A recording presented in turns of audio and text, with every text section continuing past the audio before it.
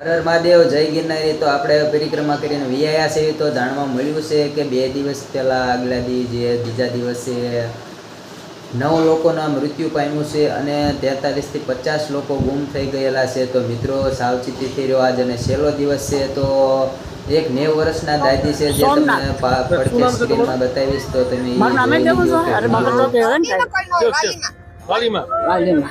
કેવડી ઉંમરના 90 મિત્રો જો 90 વર્ષની ઉંમર છે। માં કેટલામી પરિક્રમા છે? આ પહેલી વેલી પરિક્રમા। હા, હવે જવાનું છે તે કોઈ પરિક્રમા કરી આવું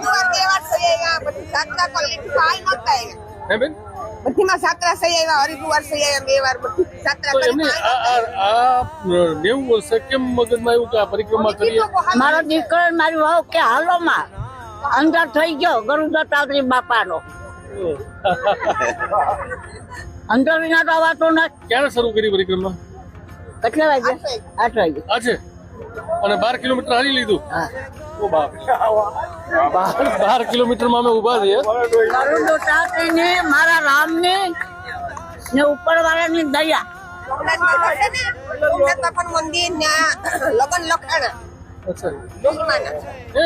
એમને પણ પરિક્રમા પૂરી કરી છે તો એમને ધન કહેવાય કે 90 વર્ષના ઉંમર છે તોય તેમને આ પરિક્રમા પૂરી કરી હોય તો આપણે તો કરી જ નાખ્યું, પણ જે સાવચેતી રાખવાની છે એ જ બરોબર, જે બધું છે એ સાવચેતી રાખવાની જે છે।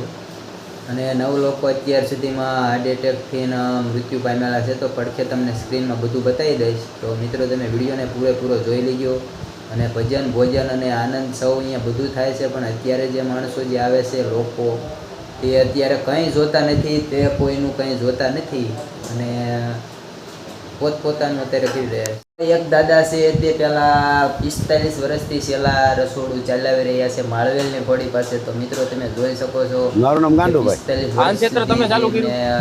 એટલે અમારી પેલા સાધુ હતા લાલદાસ બાપુ, અમારા રામજી મંદિરના પૂજારી છે તો એમના સ્ટાર્ટ એને કર્યું ચલાવી રહ્યા છે। તો મિત્રો અને ખૂબ ખૂબ ધન્યવાદ। 45 વર્ષથી અમે કામ ચલાવીએ જરૂર તમારું કરિયા ગામ તો નગર ખોબા જેવડું ગામ છે ને? હા, ખોબા જેવડા ગામનું અનક્ષેત્ર બહુ મોટું છે। 1200-1300 માણસની વસ્તી છે। હા, 1200-1300 માણાની વસ્તી છે। હા। અને કેટલા વર્ષથી હાલતું છે?